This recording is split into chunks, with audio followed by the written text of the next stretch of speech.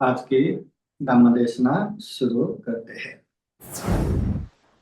महाकारुणिक तथागत भगवान बुद्ध धम्म संघ को त्रिवार वर्णना। परम पूजनीय डॉक्टर बाबा साहब अम्बेडकर आज के धम्म देशना कार्यक्रम में प्रत्यक्ष अप्रत्यक्ष जुड़े हुए संपूर्ण श्रद्धा संपन्न बुद्धि संपन्न उपासक उपासिका। एक समय एक भिक्षु अपनी भिक्षाटन के लिए सुबह सुबह हाथ में पात्र लेके घर घर में जा रहे थे। जाते जाते एक घर के सामने भिक्षा पात्र लेके खड़े रहते हैं। जैसे ही घर के उपासिका ने एक भांति जी भिक्षा पात्र लेके बाहर खड़े हुए देखे तो तुरंत जो खाना तैयार था वो खाना लेके भिक्षा देने के लिए गए। और वहां खाना देने से पहले वो उपासिका का नजर भांते जी के चेहरे पे जाते हैं और देखते हैं भांते जी कितने शांत है, कितने संयम है, कितने प्रसन्न है। मतलब वो टेंशन चिंता तनाव ऐसे कुछ भी नहीं दिखाई देता। तो वो उपासिका सोचते हैं अपने घर में हमेशा अनेक अनेक तकलीफें है, तनाव है, टेंशन है। ये भांते जी के चेहरे में कुछ भी नहीं, चलो एक बार पूछते हैं। तो उपासिका वो भांते जी से पूछते हैं, भांते जी हमारे घर में हमेशा अनेक पीर चिंता तनाव से ग्रस्त रहते हैं, अनेक अनेक झगड़ा कलह चलते रहते हैं, मगर आपके चेहरे पे ऐसे कोई भी चिंता नहीं दिखाई देते, इसका कारण क्या है? कांते जी भिक्षा पात्र लेके शांति से बैठे ही रहते हैं। फिर उपासिका दूसरी बार भी पूछते हैं, भांते जी हमारे घर में बहुत सारा झगड़ा कलह है, इसका कारण क्या है? भांते जी जवाब नहीं देते और तीसरी बार भी पूछने पर भांते जी कहते हैं, मैं सुबह सुबह भिक्षाटन के लिए आया हूँ, आपको भिक्षा देना है तो दीजिए, नहीं तो मैं चला। जैसे ही भांति जी ऐसे कहते हैं तो उपासिका को लगते हैं कि अरे भांति जी से मैंने क्या ऐसे पूछ लिया, छोटा सा एक प्रश्न ही तो पूछा कि भांति जी इतना शांत दिखते हैं, इतने प्रसन्न दिखते हैं, और हमारे घर में हमेशा झगड़ा कलह होने की वजह से कभी शांति नहीं, कभी प्रसन्नता नहीं, इसका कारण है। बस इतना भी जवाब नहीं दे पाते, इतना भी जवाब नहीं दे सकते और कहते हैं भिक्षा देना है तो दो, नहीं तो चला। तो ऐसा याद कर करके वो उपासिका बहुत ही मतलब तन तन करने लगते हैं, गुस्सा निकालने लगते हैं। ऐसे समय में वो भांते जी वो उपासिका को कहते हैं, उपासिका तुम पूछ रहे थे ना घर में झगड़ा कलह का कारण क्या है? बस यही है, यही है झगड़ा कलह का कारण। क्या यही है?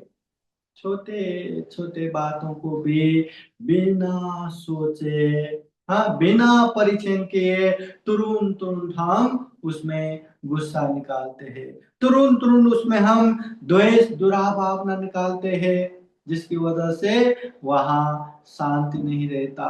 अनेक झगड़ा कलह उत्पन्न होता रहता है। तो झगड़ा कलह का मूल कारण यही द्वेष है। भगवंत जी कहते हैं जब तक हमारे जीवन में हमारे आचरण व्यवहार में ये द्वेष दुराभावना रहेगा, छोटी छोटी बातों पे भी गुस्सा करना, क्रोधित होना, ये स्वभाव बनाए रहेगा, तब तक हमारे जीवन में सुख शांति प्रसन्नता रहने वाले नहीं है। तथागत बुद्ध तम पद ग्रंथ में भी कहते हैं, हको चिमंग अवधिमंग अजीनिमंग हासि में ये चतंग उपनयन्ति वेदांते सन्न सम्मति। उसने मुझे मारा, उसने मुझे जीता, उसने मुझे लूटा, उसने मुझे हराया, ऐसी बात को याद करते करते, हाँ, जो इंसान बस उसी को याद करते करते बैठेगा, उसके मन में कभी भी शांति नहीं होगा, कभी भी प्रसन्नता नहीं होगा। अरे उसने मुझे ऐसा किया ना, मुझे ऐसा बोला ना, उसे उसने मुझे ऐसा सोचा ना, मुझे ऐसा किया वैसा किया, वो बातें याद कर करके बैठेंगे तो कभी भी मन में शांति नहीं होगा। फिर तथागत बुद्ध कहते हैं, जो व्यक्ति उसने मुझे मारा, उसने मुझे हराया, उसने मुझे लूटा, उसने मुझे जीता, ऐसे बार बार याद नहीं करते, हाँ, ये सारी चीज को भुला के क्षमा मांगते हुए, क्षमा देते हुए उससे दूर हो जाते हैं, ऐसे व्यक्ति शांति से रहते हैं, सुख पूर्वक रहते हैं। जब तक मन में द्वेष दुराभाव ना हो, क्रोध गुस्सा हो, तब तक जीवन में सुख शांति संभव नहीं होता।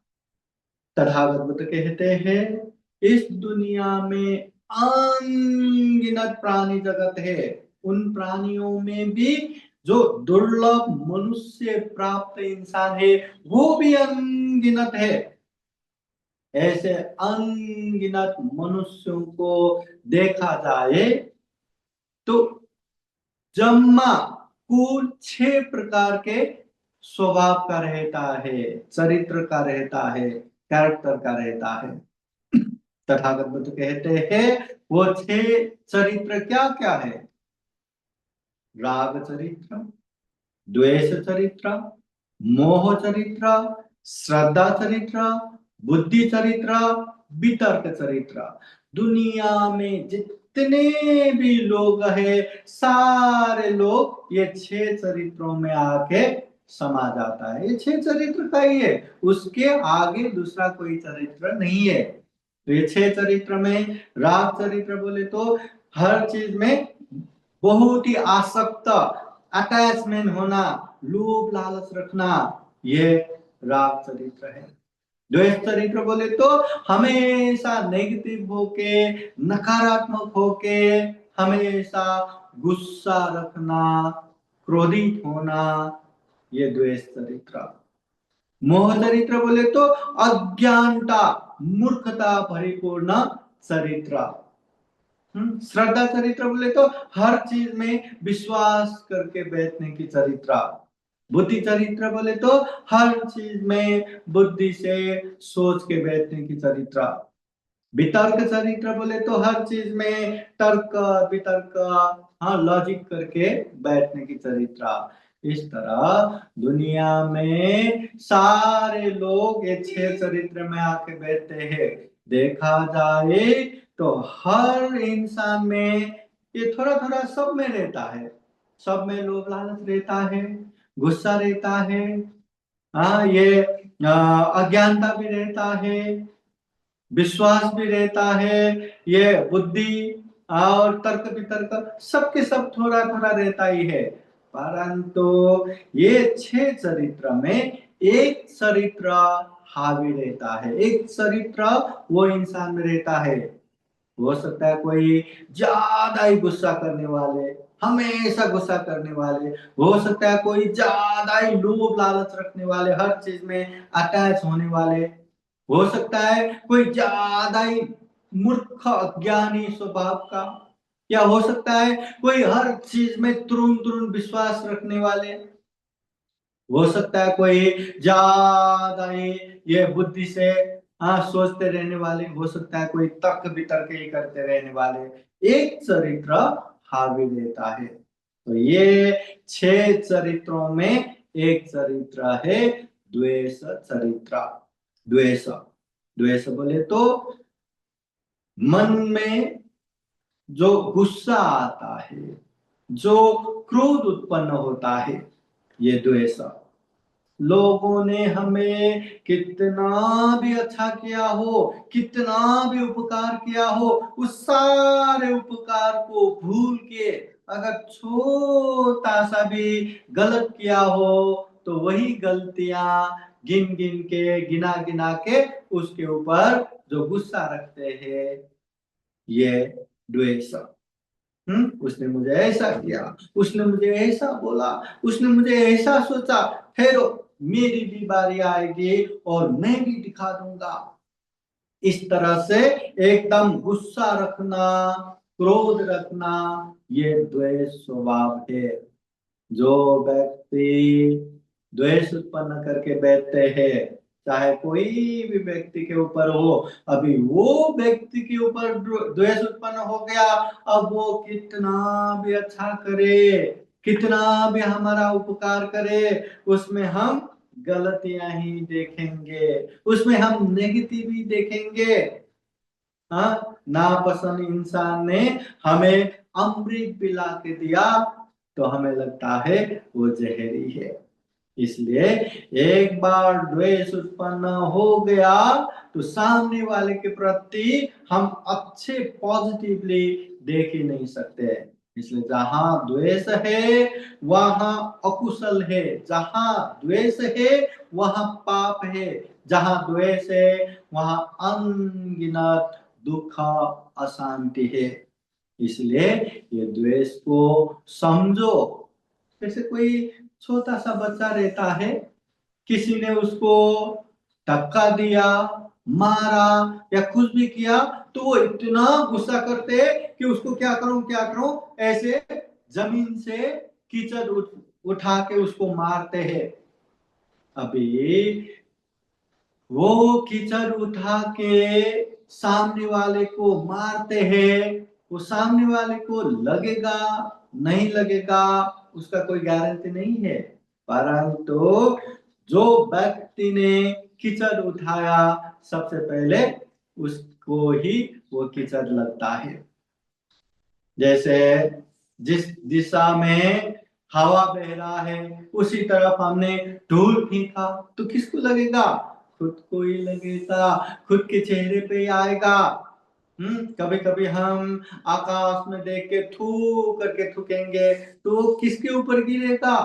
खुद के ऊपर ही गिरेगा।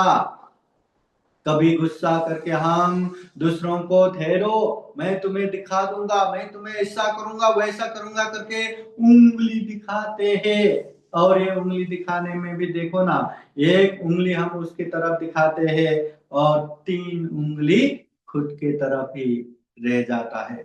मतलब कभी भी गुस्सा आए, कभी भी द्वेष आए, कभी भी क्रोध आए और वो क्रोध से हम लोगों को ये करेंगे वो करेंगे करके हानि नुकसानी करना चाहे तो सामने वाले का हानि नुकसानी हो ना हो, परंतु खुद को बहुत हानि करके जाएगा, बहुत नुकसान करके जाएगा। इसलिए ये द्वेष अग्नि आग समान है, जिसे अंदर ही अंदर जला के हमें राख बना देगा, हमें खोखला बना देगा।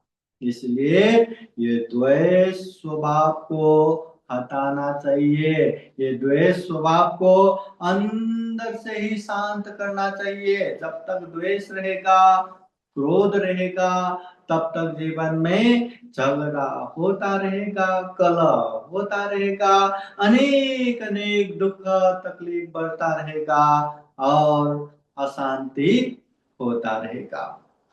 तथागत बुद्ध कहते हैं किसी भी चीज को अगर हमें हटाना है, जैसे दुख को हटाना है तो दुख का कारण को पहचानो। हाँ, दुख के कारण पहचाना तो वो दुख से मुक्त होने का मार्ग भी दिखाई देगा। उसी तरह अगर ये द्वेष हमारे मन में उत्पन्न हो रहा है, हम में ये क्रोध जाग रहा है, तो ये द्वेष क्यों उत्पन्न हो रहा है ये भी देखना जरूरी है।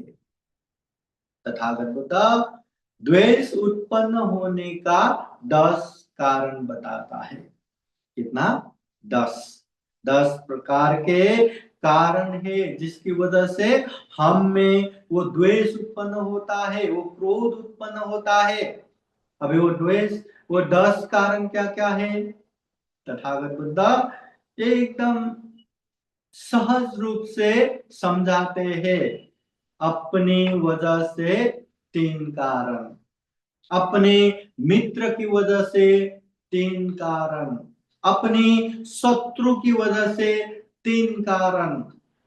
3 3 3 9 हो गया, और ये प्रकृति के कारण।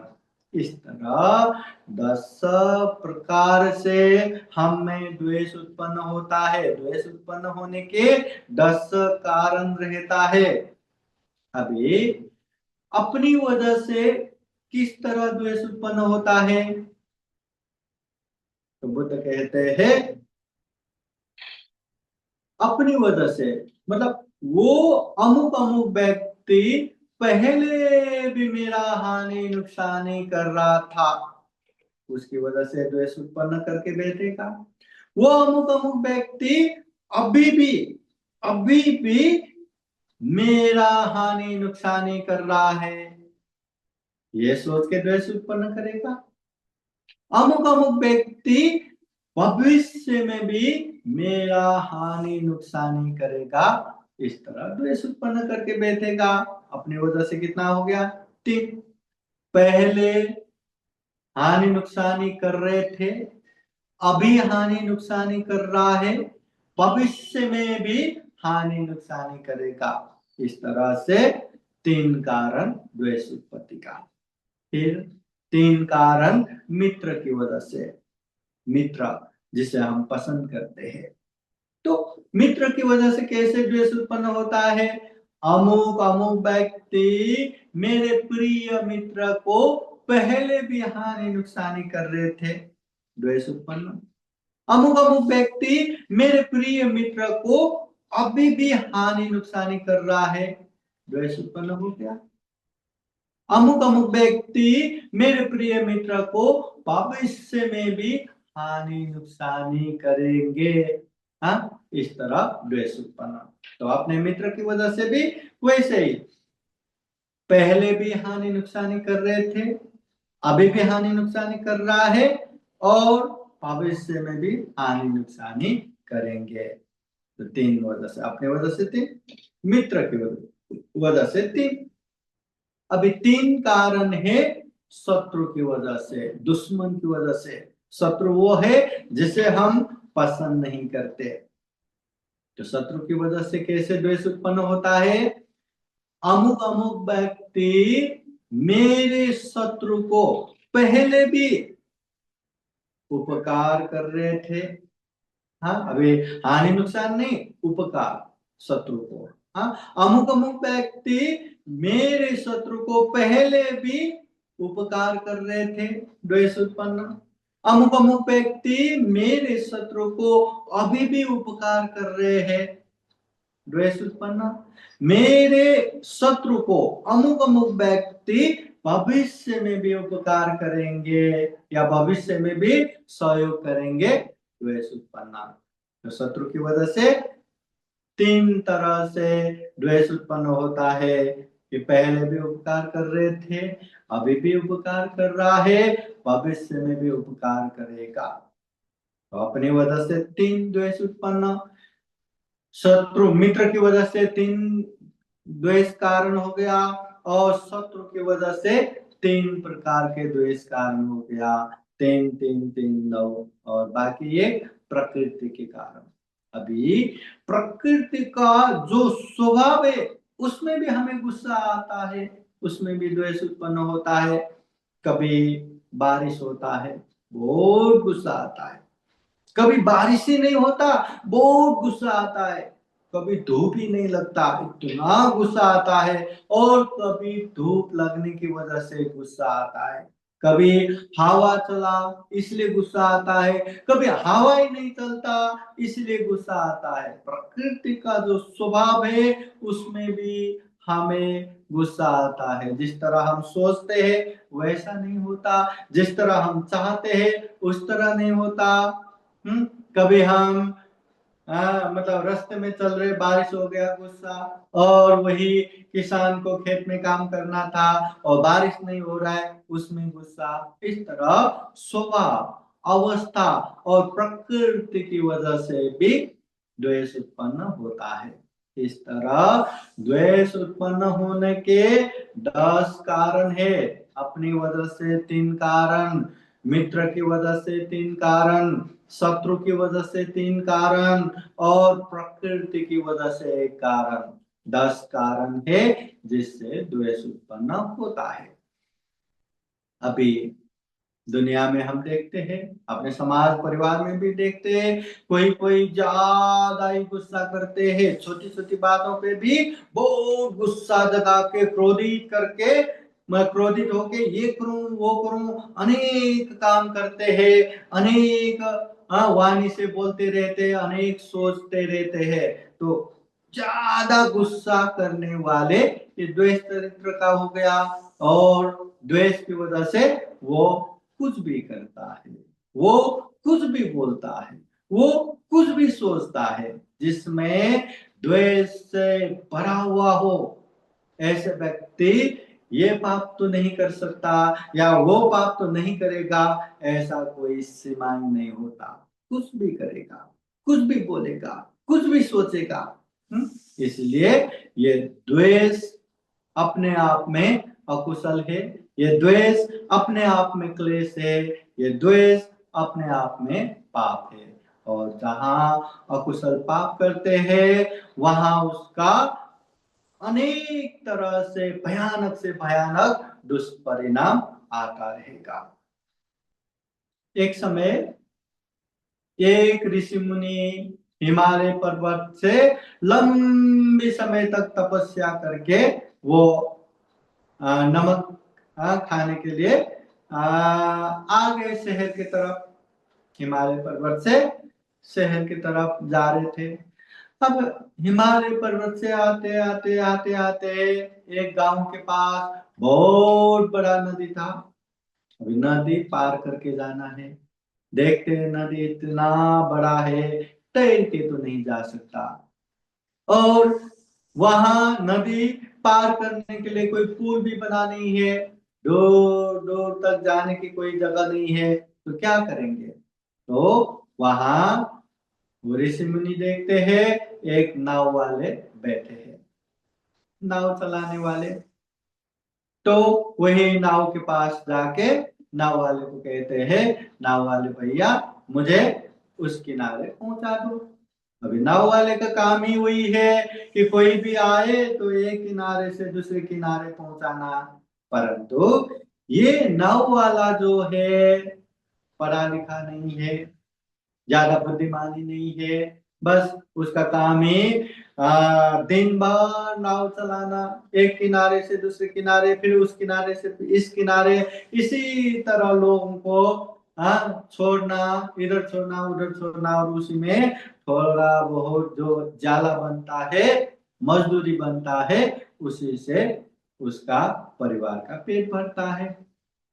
और एक बार ये जो नाव चलाने वाले माझी जो है वो ज्यादा ही गुस्सेल स्वभाव का, ज्यादा ही द्वेष चरित्र का, बहुत ही गुस्सा आता है, बहुत ही गुस्सा करता है।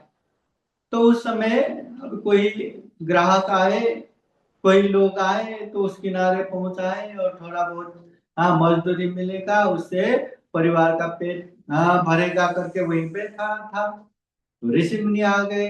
तो ऋषि मुनि वहां आए तो उसको बहुत खुशी लगा, चलो आज के दिन वही तो मिला, चलो आप कहते तो उधर छोड़ देते। तो नाव में रख के अभी उस किनारे लेके गए। अभी बहुत बड़ा नदी है, एक किनारे से दूसरे किनारे तक पहुंचाने के लिए भी बहुत मेहनत लगता है, बहुत कष्ट लगता है। हा? फिर भी उसका काम ही वही था, उसने एकदम मेहनत करके, परिश्रम करके वो नाव को दूसरे किनारे पहुंचा दिया। अब दूसरे किनारे पहुंच गए तो ऋषि मुनि नाव से उतर गए। उतरने के बाद वो नाव वाले कहते हैं मेरा मजदूरी दो। अभी ऋषि मुनि कहाँ हिमालय पर्वत से आए, उसके पास कहाँ पैसा, कहाँ कुछ कुछ भी नहीं था। फिर भी उसने देखा है कि ये नाव वाले ने बहुत मेहनत करके मुझे इस किनारे तक छोड़ने के लिए आए हैं, इसलिए उसका भी मजदूरी व्यर्थ नहीं जाना चाहिए करके उसको जीवन में खूब उन्नति होने वाले, खूब प्रगतिवान होने वाले अच्छे अच्छे उपदेश देते हैं। सारा उपदेश देने के बाद जैसे ही ऋषि मुनि आशीर्वाद देके जाने लगते, फिर वो नाव वाले ऋषि मुनि को कहते हैं मेरा मजदूरी दो। तो ऋषि मुनि कहते हैं मजदूरी तो मेरे पास नहीं है, पैसे तो नहीं है, पैसे नहीं है, इसलिए उसको जीवन में खूब काम आने वाले इतने सारे उपदेश दिए, परंतु इतना सारा उपदेश होने के बाद भी नाव वाले कहते हैं मेरा मजदूरी दो। अभी मजदूरी नहीं है, इतना कहने पर अभी वो नाव वाले को इतना गुस्सा आया, इतना गुस्सा आया, अरे मैंने इतना मेहनत करके ये ऋषि मुनि को उधर से इस किनारे तक लाया, और उतना ही नहीं कितने देर तक मैंने उसकी बातें भी सुना, फिर भी कहते हैं अब मेरा मजदूरी नहीं है। बहुत गुस्सा आया, बहुत गुस्सा आया, इतना मेहनत किया, इतना मेहनत किया, उसकी इतनी बातें सुन लिया, फिर भी कहते मेरा मजदूरी नहीं है, हाँ मेरा पैसा नहीं है। इतना गुस्सा आया, इतना गुस्सा आया, कहते हैं गुस्सा आते ही उसको रोकना चाहिए, अगर नहीं रोका तो गुस्सा बहुत बढ़ जाता है, अनकंट्रोल हो जाता है। अभी वो नाव वाले का गुस्सा भी इतना बढ़ गया, इतना बढ़ गया, वहीं वो ऋषि मुनि का मतलब ऐसे छाती पे पकड़ के वो गाल पे ऐसे मारते हैं, फिर भी उसका गुस्सा कम नहीं हुआ। फिर उसने वो ऋषि मुनि को वहीं जमीन पे लिटाते हैं, उसके छाती पे अपना पैर रखते हैं और गाल पे तमाचा मारते जाते हैं। बस यही पल, यही समय, दूर से उसकी बीवी उसके लिए कुछ नाश्ता पानी लेके आ रहे थे, हाँ, और उसकी बीवी पेट से थी, बहुत मतलब 6-7 महीने के पेट वाली थी, हाँ, गर्भवती।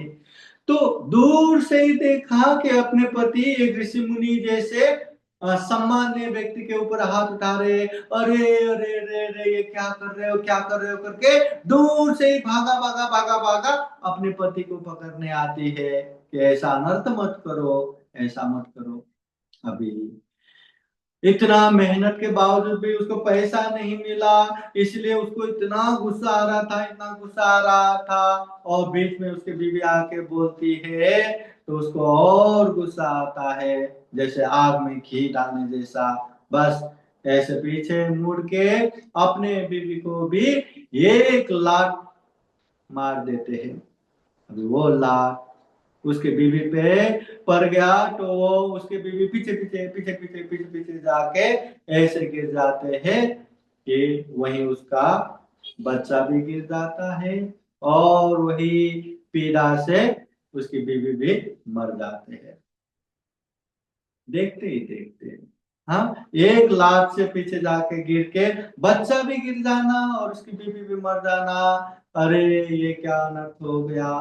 देखो ना, छोटी सी बात है कि एक ऋषि मुनि है, सम्मान्य व्यक्ति है, इतना आशीर्वाद दिया, इतने अच्छे बातें कहा, हाँ बस हो गया करके मतलब आशीर्वाद लेके भेज देते तो हो जाता था, मगर गुस्से गुस्से में ऋषि को भी इतना मारा, इतना कुशल किया, और बाद में गुस्से से अपने बीवी के ऊपर लात मारा तो बीवी भी गिर के बच्चा भी मर गई, हाँ, और वो बीवी भी मर गई। वो देख देख के वो नाव वाले इतना शोक संताप करते हैं, अपने छाती पीट पीट के हाँ एकदम शोक करते हैं। उतने में ही खत्म नहीं हुआ, गांव वाले भी यहाँ वहां से जमा होते हैं। अरे ये अपने बीवी को मारने वाले हत्यारा, हाँ अपने गर्भवती बीवी को मार डाला, बच्चे भी गिर गया, हाँ इसको नहीं छोड़ना चाहिए करके सामने पकड़ के उसको जेल में भी डाल दिया।